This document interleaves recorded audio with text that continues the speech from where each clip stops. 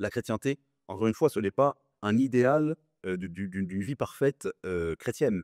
La chrétienté, c'est le fait que les chrétiens vivent de façon cohérente leur foi de façon personnelle et leur foi de façon publique, extérieure.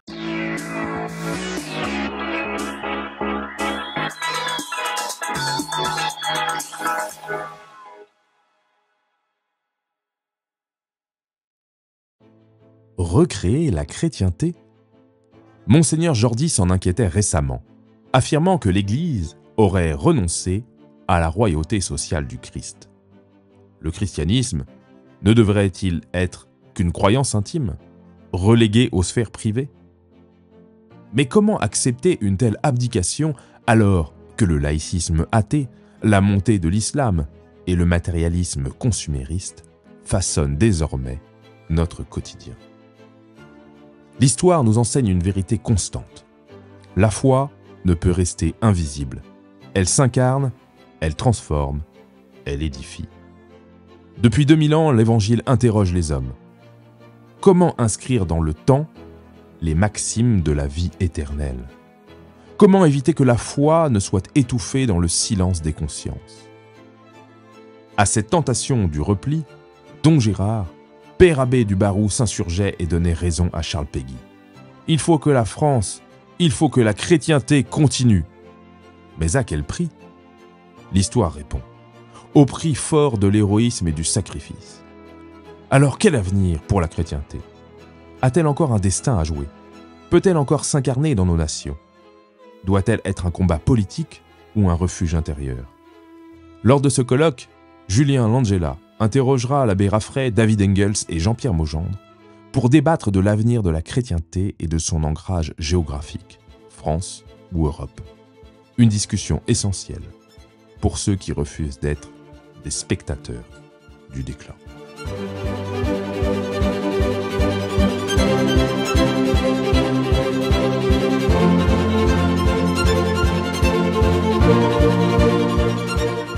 Alors, comment réinstaurer cette chrétienté? Nous en parlons parce qu'il y a un siècle, la fête du Christ-Roi a été instituée. La fête du Christ-Roi à l'occasion de la parution de l'encyclique Quas Primas en 1925, par laquelle le Saint-Père avait voulu rappeler que notre Seigneur Jésus-Christ était Seigneur de nos âmes, Maître de nos âmes, et également des sociétés organisées, et même Roi de tout l'univers. Mais, je vais me faire un petit peu l'avocat du diable, on pourrait se dire aujourd'hui que cela a tout l'air d'une utopie un peu passéiste. Et donc, messieurs, j'aurais 3 questions à vous poser à ce sujet. Tout d'abord, le Christ roi, cette royauté sociale de notre Seigneur Jésus-Christ sur les sociétés humaines, est-ce une utopie passéiste, quelque chose d'un peu folklorique, un slogan pour un autocollant destiné à une voiture de famille nombreuse? Ou bien est-ce véritablement un idéal qui peut encore irriguer notre combat aux gens? Alors pour cela, je reçois Jean-Pierre Vogendre, président de Renaissance catholique, partenaire de ces événements, David Engels, qui navigue entre Vienne et Bruxelles, historien, professeur à l'université, et également Monsieur l'abbé Raffray, prêtre à l'Institut du Bon Pasteur, professeur de philosophie à l'Institut Saint Thomas d'Aquin de Rome, et puis missionnaire 2.0. Alors, le Christ roi, utopie, la chrétienté, utopie ou projet réaliste? Jean-Pierre.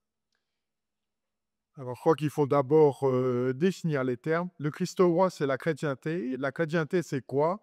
C'est la religion du Dieu qui s'est fait homme et qui s'est fait homme pour nous sauver. Et ce Dieu qui s'est fait homme, ça n'est pas un Dieu lointain, c'est un Dieu qui, comme je viens de le dire, nous a créés, nous a sauvés, nous accompagne à chaque instant de sa providence et nous maintient dans l'être. Voilà, ça a été évoqué par un des conférenciers, David Engels l'a dit tout à l'heure. Voilà, c'est la relation personnelle que nous établissons avec le Christ lui-même. Et pour que cette relation personnelle soit facilitée, les institutions de la chrétienté, là aussi ça a été évoqué par certains, c'est de faire en sorte qu'il soit plus facile de faire le bien que de faire le mal. On a parlé ce matin du péché originel, de la blessure qui est au cœur et au fond de la volonté de chacun d'entre nous. Eh bien, la chrétienté, c'est de rendre possible, de la manière la plus aisée possible, l'exercice de la vertu. Voilà. Et en ce sens, ce message, ça n'est pas un message temporel, ça n'est pas un message daté, parce qu'il est lié à deux réalités qui sont intemporelles, qui sont notre nature humaine blessée et ce que j'ai évoqué de cet acte créateur, rédempteur et du Christ qui nous accompagne par sa providence. Et ça, c'est intemporel.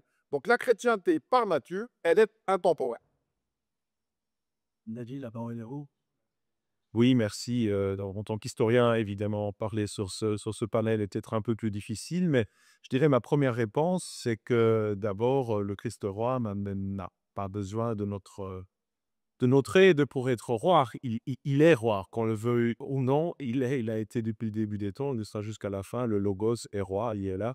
Donc, d'une manière ou d'une autre, le combat, il est déjà gagné par essence ontologique. Évidemment, c'est à nous, forcément, d'utiliser le temps qui nous est imparti aussi pour œuvrer pour le bien. Et je dirais que toute la civilisation européenne, elle a été construite sur cette idée de Christ roi. Moi, ça me touche toujours beaucoup. Comme vous savez, je viens de Belgique, très proche de la ville d'Aix-la-Chapelle, l'ancien siège impérial de Charlemagne, etc. Et au cœur de cette cathédrale construite justement quand l'Empire romain a été recréé vers 1100, se trouve au premier étage un magnifique trône. Un trône qui est construit en des plaques qu'on a importées de Jérusalem, qui sont des dalles en marbre qui viennent du Saint-Sépulcre. Et donc le trône de l'empereur est construit en des dalles de marbre qui en font un vrai reliquaire. Et donc l'empereur s'asseyait sur ce trône uniquement lors de son intronisation, finalement, rarement, mais le trône était réservé au Christ, finalement. L'empereur étant uniquement le vicaire, si vous voulez, qui remplissait tant bien que mal ce travail d'administration qui revient finalement au Christ roi lorsqu'il revient. Alors on voit que toute cette construction, toute cette première unité européenne a été construite autour de cette idée du Christ roi. Et moi, je ne doute pas du tout que cette idée-là puisse redevenir d'actualité. Vous vous souvenez peut-être de ma conférence de ce matin où j'ai dit que je suis relativement persuadé qu'un genre de retour augustéen, en un genre d'État, d'empire civilisationnel unifié qui recouvre l'Occident, l'Europe, enfin, détails sont encore à régler, me semble relativement probable. Le seul problème, et je crois aussi qu'un tel État se basera à nouveau sur une attitude positive par rapport au christianisme. Le tout est de savoir est-ce que cela ira au-delà d'un pur christianisme culturel et patriotique. Je crois que le véritable combat que nous devons mener, c'est d'œuvrer pour le fait que ça ne s'arrête pas à un pur christianisme patriotique, culturel, comme on le voit chez beaucoup d'Américains, mais qu'au contraire, ce soit vraiment animé de l'intérieur, que ce soit vraiment lié à un vrai renouveau spirituel, au moins d'une élite qui porterait un tel revirement. Je crois que c'est ça la question, et une organisation comme l'Academia Christiana fait un excellent travail pour justement favoriser ce genre d'émergence d'une élite vraiment chrétienne. J'ai jamais refait. Bienvenue sur la chaîne d'Academia Christiana. Vous êtes aujourd'hui plus de 15 000 abonnés sur YouTube, des milliers à écouter nos podcasts et à suivre nos contenus chaque semaine. Grâce à vous, nous faisons bouger les lignes, nous offrons une réflexion alternative et nous donnons la parole à des témoins d'exception. Vous êtes nombreux à nous envoyer des messages de soutien et je tiens à vous remercier du fond du cœur. Mais aujourd'hui, j'ai un message important à vous adresser. Nous avons besoin de vous. Nos contenus, nos formations, nos événements, tout cela n'existe que grâce à votre soutien. Et chers amis, nous sommes à un tournant. Les conversions explosent, la jeunesse se réveille, la quête de sens et d'enracinement n'a jamais été aussi forte. Mais face à cela, nos adversaires ne restent pas inactifs. Ils investissent des moyens colossaux pour imposer leur vision du monde. Alors nous devons répondre présent. Notre mission ? Faire rayonner l'évangile et la culture chrétienne. Former des hommes et des femmes de conviction capables de s'engager. Développer des communautés locales pour structurer la résistance et la reconstruction. Acheter et rénover un lieu qui sera une véritable ruche du bien commun, un carrefour d'enracinement où nous pourrons bâtir, transmettre et former ensemble. Mais pour cela, nous avons besoin de vous. Comment nous aider concrètement ? Likez cette vidéo, abonnez-vous et partagez-la. Plus nous serons visibles et plus notre message portera loin. Et aussi inscrivez-vous à nos événements, le Congrès du bien commun, les universités d'été, les Feux de la Saint-Jean, les férias, les sessions de formation. Tout est sur notre site internet academiachristiana.org. Mais enfin, et le plus important, faites un don. Votre soutien financier est essentiel. Si vous adhérez à notre association, l'association culturelle d'éducation intégrale, vous allez rejoindre un réseau d'entraide. Vous aurez un espace membre exclusif et vous pourrez contribuer directement à nos projets. En faisant un don, vous nous donnez les moyens d'agir, d'organiser encore plus d'événements, de renforcer notre présence, de bâtir des lieux concrets pour former et transmettre. Alors ne restez pas des spectateurs, c'est ensemble avec vous que nous allons pouvoir bâtir une renaissance catholique et enracinée. Nous sommes l'espoir d'un réveil, nous sommes le ferment d'une civilisation qui refuse de disparaître. Il compte sur vous, je compte sur vous. Faites un don dès maintenant, tout devient possible avec vous. Vous pouvez nous soutenir sur academiachristiana.org. Il me semble que cette question du Christ roi, d'abord, effectivement, n'est pas du tout, secondaire. C'est vraiment le cœur de l'œuvre du Christ. Rappelez-vous, c'est Pilate, pendant le procès du Christ, quelques heures avant sa mort, qui lui dit « Es-tu roi ?» Et le Christ lui répond « Tu l'as dit, je suis roi ». C'est-à-dire que ce n'est pas quelque chose qui a été inventé au point de Pasrimas au 19e siècle. Ce n'est pas du tout un idéal médiéval. Le Christ le dit dans l'Évangile « Tu l'as dit, je suis roi ». Il n'a pas dit « Je serai roi sous l'Empire » ou dans tel ou tel sens. C'est-à-dire que c'est une vérité de la foi, que c'est une parole du Christ. Et qui est tout à fait centrale, je disais, devant Pilate. Et Pilate qui, avant même que le Christ se déclare roi, il est déjà en train de lutter contre cette royauté du Christ. Donc la royauté du Christ va avec les ennemis de la royauté. Et ça se termine par la mort, la passion, la mort du Christ sur la croix, qu'on va célébrer dans plus d'une semaine.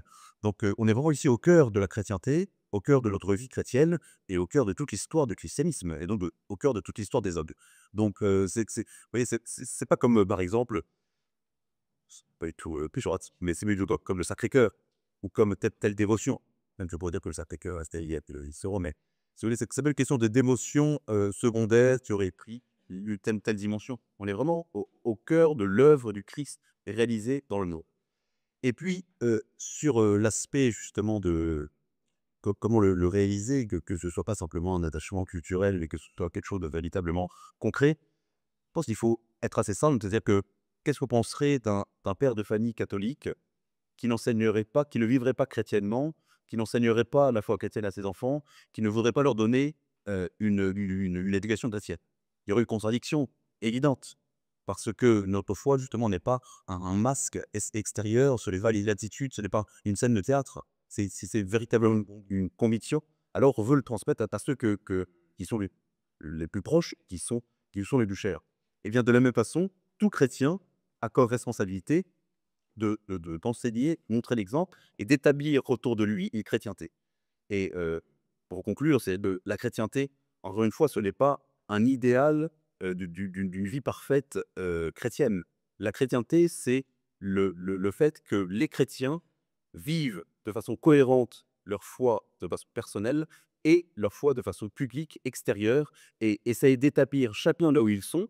Et c'est en ça que tous ceux qui sont là doivent établir des publics chrétientés. C'est-à-dire que la chrétienté, c'est d'abord une famille chrétienne, d'être chrétien dans son métier, d'avoir des exigences chrétiennes dans la politique locale, dans son village, et évidemment ensuite dans son pays.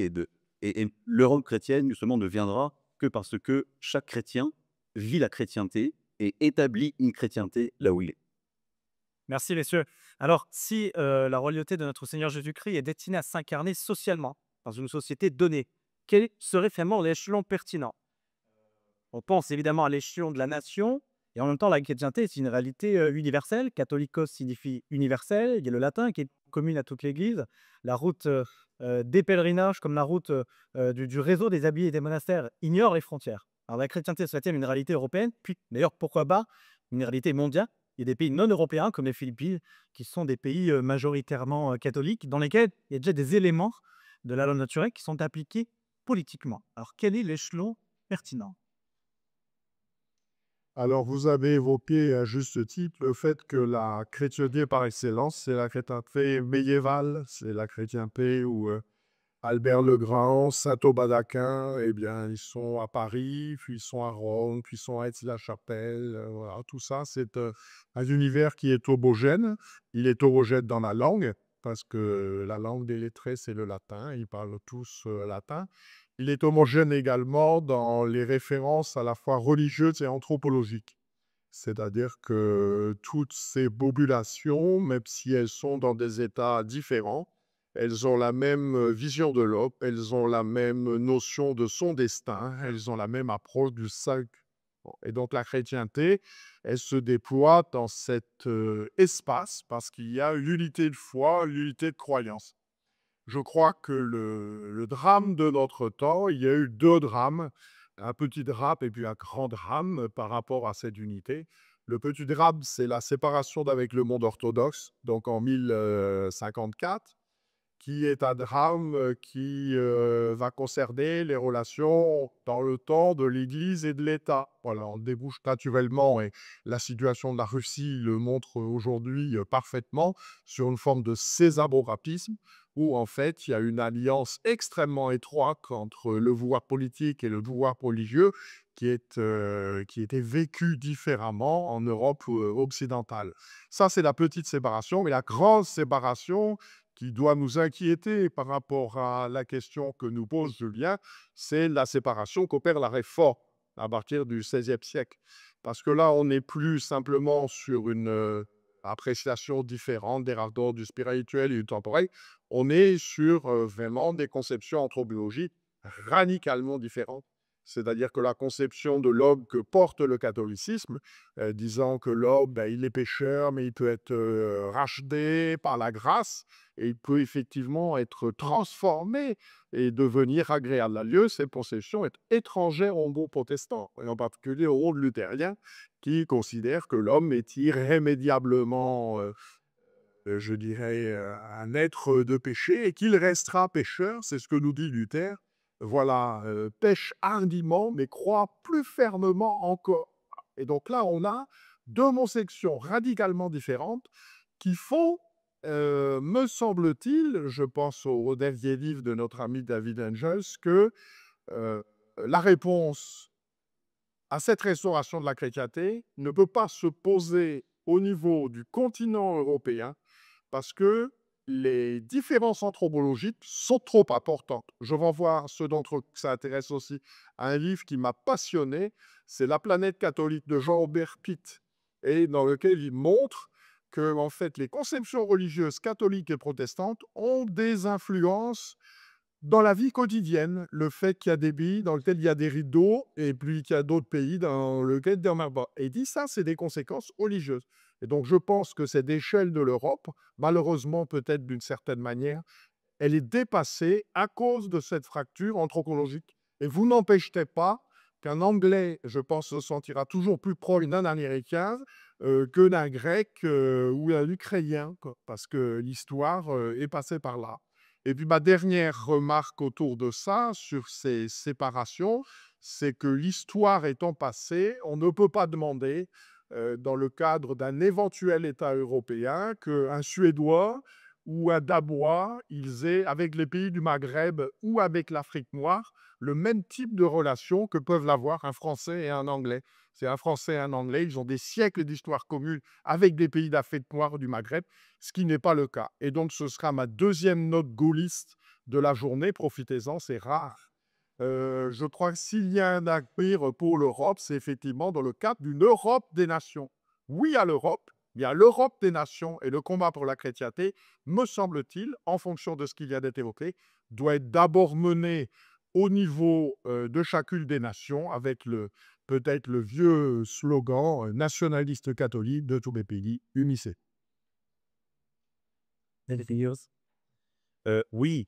Bon, la question, elle a deux parties. Une partie disant plutôt historique, quelle est la situation, et une partie opérationnelle, qu'est-ce qui est le mieux pour des événements à court terme ou moyen terme, etc. Je veux dire, d'avoir de vue assez général, on l'a dit très clairement, le catholicisme a cela de propre que justement, il ne se restreint pas à l'État-nation, comme le fait le protestantisme avec ses différentes églises nationales, et qu'il a cette vocation qui est une vocation universelle, mais qui est profondément liée forcément à la notion de chrétienté romaine européenne, si on veut dire. Donc, il il joue sur différentes sphères, sur un niveau global, sur un niveau européen, parce que voilà, la vieille Europe est quand même au niveau de la chrétienté la base, le berceau de cette forme de chrétienté romaine.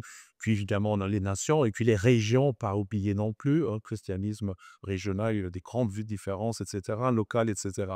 En ce qui concerne les différents arguments, oui, moi je crois que le niveau européen reste extrêmement intéressant dans la situation actuelle, car nous faisons tous face au même problème, qui est d'abord le total vide de sens induit par le matérialisme et l'hédonisme. Et ça, vous l'avez à la fois en Pologne, au Portugal, en Irlande, que quelque part en Croatie. Puis vous avez le problème de l'islam qui porte aussi beaucoup d'Européens à se poser la question, mais qui sommes-nous finalement? Comment est-ce que nous nous définissons? Et là aussi, par rapport à la Suède, ben, je crois que historiquement, oui, la Suède a peu de rapport avec le Maghreb ou le Proche-Orient. Ça a évidemment très vite changé ces dernières années avec l'immense phénomène de migration vers la Suède. Donc, très bientôt, dans une vingtaine d'années, on pourra même avoir jusqu'à 30% de musulmans plus qu'ici. Donc, quelque part, d'un point de vue pervers, est-ce que ça nous unifie partout en Europe d'avoir ce même double combat? Et le christianisme est évidemment la seule bonne et la seule vraie réponse à cela. Et je dirais même le christianisme romain, parce que là aussi, je crois que dans les situations actuelles, oui, il y a un problème de mentalité protestante, mais le protestantisme en tant que tel est en train d'y disparaître.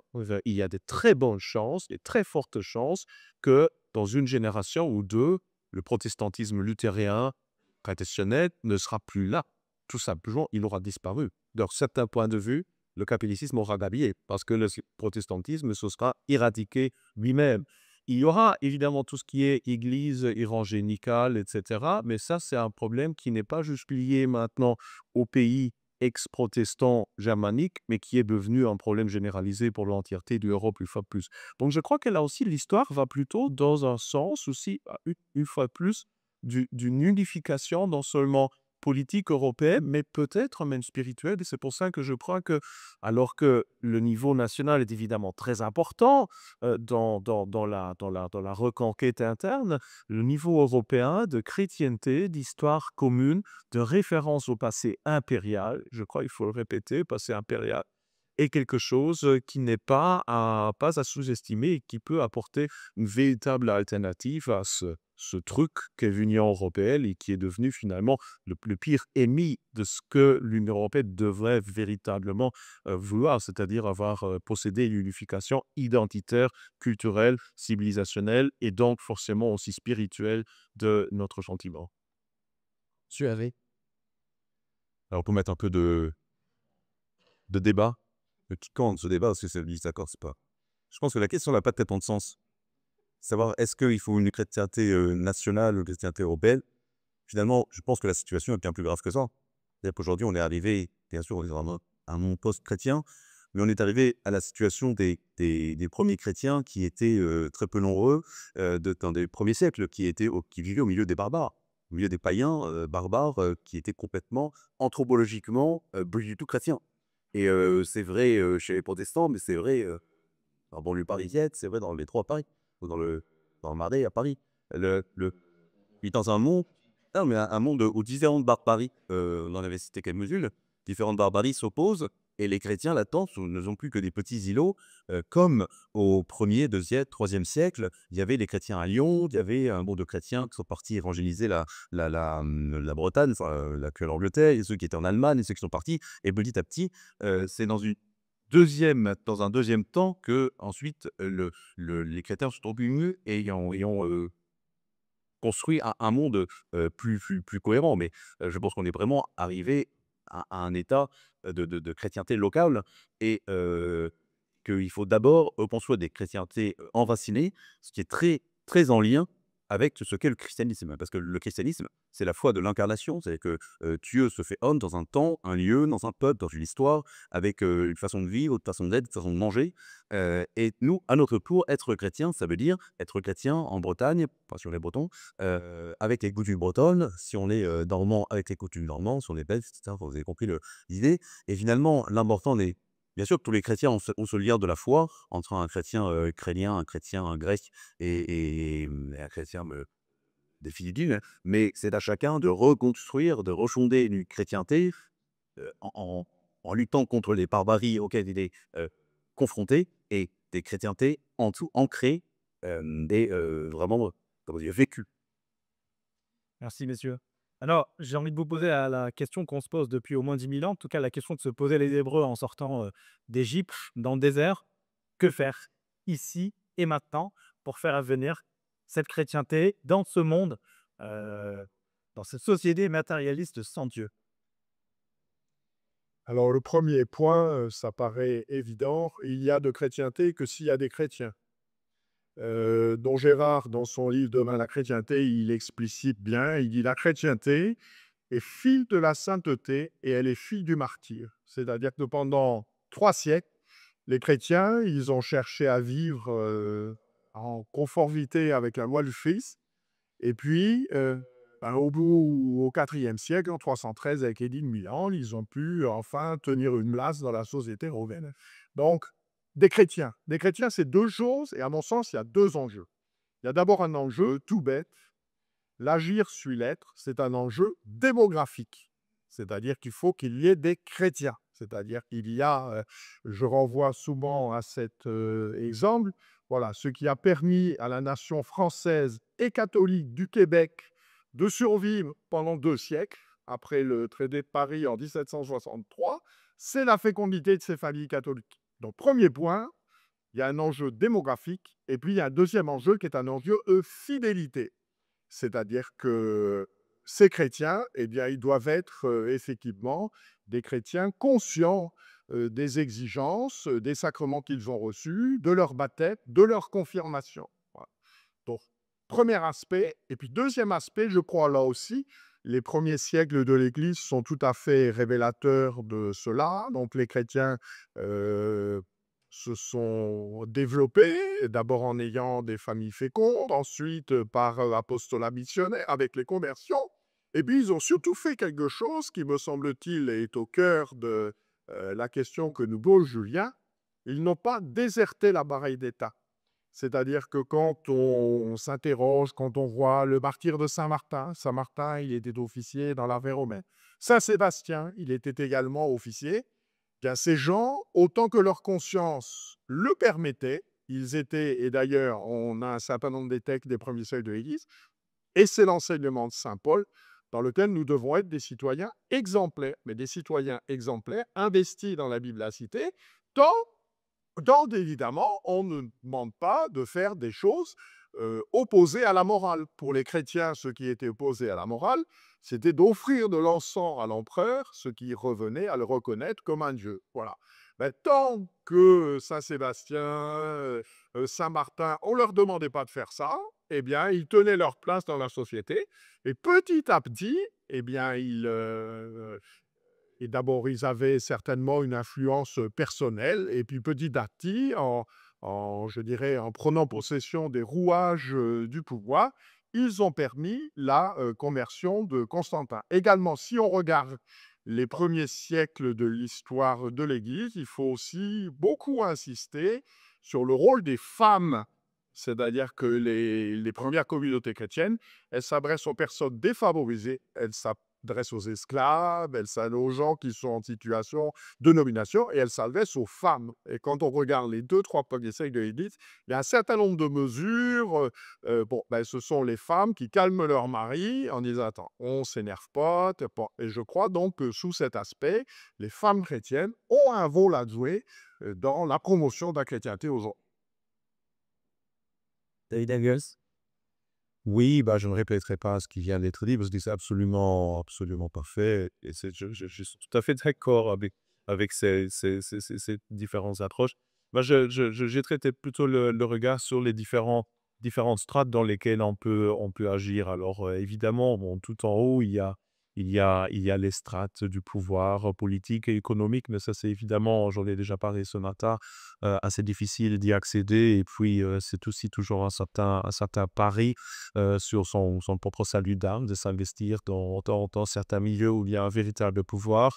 C'est un peu ça passe ou ça casse, avec souvent des réactions qui peuvent être, comment dire, fort ambivalentes. Imaginez maintenant la situation que quelqu'un comme Elon Musk tweet un truc en disant: «Je viens d'aller à la messe tridentine, c'est magnifique».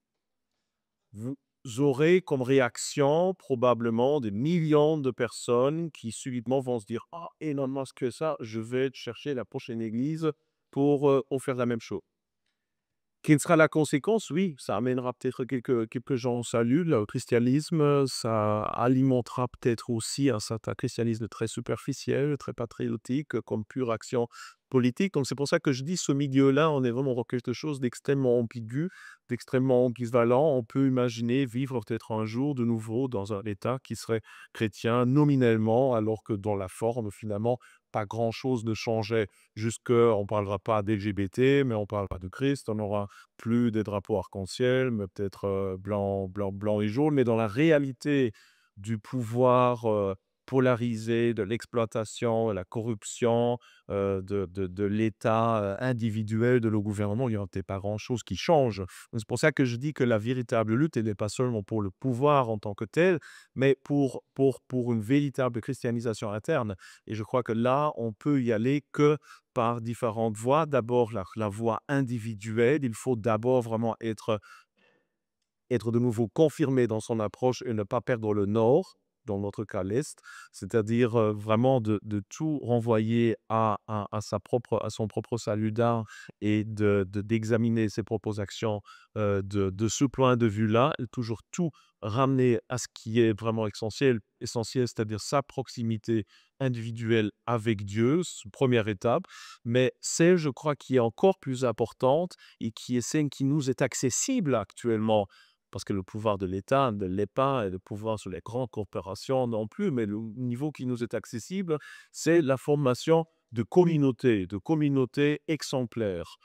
Et c'est pour ça que c'est tellement important d'être dans ce genre d'événement et d'être dans tout ce foisonnement de petites initiatives, de se lier avec d'autres familles, de se confirmer mutuellement dans la foi, d'essayer de construire ce genre de christianisme des catacombes, de nouveau, une petite cellule par-ci, une autre par-là, des gens qui peut-être d'un bout de la France à l'autre auront plus de réunions de communication qu'avec leurs voisins devenus païens, de fait, de nouveau. Et je crois que c'est ça vraiment l'essentiel, surtout face aux temps qui viennent prochainement, qui vont être tout sauf agréables aussi pour notre combat à nous. J'en suis assez persuadé. Il est vraiment grand temps de construire ce genre de petites communautés résilientes, confirmées dans la foi et qui peuvent résister individuellement d'une manière décentralisée à tout ce combat et évidemment rayonner autour d'eux, d'inspirer d'autres et permettre de recristalliser, sinon pas l'entièreté de notre civilisation, du moins une masse critique suffisante d'élites, de décideurs, de gens qui portent finalement cette civilisation pour procéder alors à un vrai revirement, du moins de cette élite. Monsieur Halley? Oui, je ne vais pas répéter ce qui vient d'être dit, mais je pense que j'en appelle à chacun d'entre nous. Posez-vous la question, est-ce que dans ma vie, je participe à l'édification du chrétienté? Est-ce que dans mes activités, est-ce que le christianisme ou la vie chrétienne euh, est tout à fait secondaire ou est-ce que véritablement c'est un enjeu pour? Et parmi tous ceux qui sont ici, pas si vous êtes faites des études de commerce, est-ce que c'est pour vous enrichir personnellement ou est-ce que c'est pour mettre au service, mettre vos talents, que vous savez faire, au service d'une édification d'un monde plus chrétien, d'un monde plus juste, d'un monde plus vrai, plus conforme à la nature humaine et à la volonté divine. Si vous êtes boulanger ou dans la communication, tous les métiers que vous faites ou que vous ferez, toutes les occupations, est-ce que véritablement vous essayez de mettre au service de vos convictions chrétiennes, de votre choix, vous voyez pas les distinctions entre la vie publique, qui serait de domaine privé, bon, et les convictions qui, vous voyez, je pense que la chrétienté a été détruite dans les décennies précédentes, dans les siècles précédents, à cause de cette séparation entre les convictions intimes et l'implication, la mise en œuvre de cette foi personnelle dans la vie. J'en appelle à chacun d'entre nous, en disant qu'est-ce que je fais pour construire une chrétienté? Est-ce que véritablement j'en suis un acteur, ou est-ce que je suis un chrétien du dimanche? Merci, messieurs. Alors, vous avez dit une chose importante, c'est que pour faire une chrétienté, il faut des chrétiens. Il faut aussi des vivres. Et Jean-Pierre Monjambe est l'auteur de cet ouvrage, Quand la mer se retire, la tragédie de l'église de Radziwiłłek, qui, sous forme de chronique, est peut-être le premier d'histoire au sujet de ce qu'ont vécu les jeunes générations ces 20-30 dernières années à travers la vie de l'église et les évolutions de notre société. David Elgup, c'est l'auteur de Défendre l'Europe civilisationnelle, retrouver le sens de l'Europe contre sa caricature qu'est la Commission européenne. Et puis, cet ouvrage de l'abbé Mathieu Raffray, dont le titre est une exhortation à lui tout seul, le plus grand des combats. Ces livres sont disponibles à notre boutique et vous pouvez les faire dédicacer. Messieurs, merci beaucoup. Merci. Et si c'était vous qui rendiez tout cela possible? Cet été, des centaines de jeunes viendront à Academia Christiana pour apprendre à penser, à bâtir, à vivre, à transmettre. Pour prier, se former, se dépasser, pour s'enraciner. Nos universités d'été, nos feux de la Saint-Jean, notre festival du bien commun, c'est toute une jeunesse qu'on veut préparer à servir quelque chose de plus grand qu'elle. La France, la famille, la foi. Mais rien de tout cela ne s'organise tout seul. Chaque session, chaque conférence, chaque veillée a un coût. Location, transport, repas, matériel, sécurité. Tout repose sur notre engagement et sur votre générosité. Alors si vous croyez que notre jeunesse mérite mieux que le vide et le déracinement, soutenez Academia Christiana. Un don, c'est une place offerte, une torche transmise, un avenir éclairé.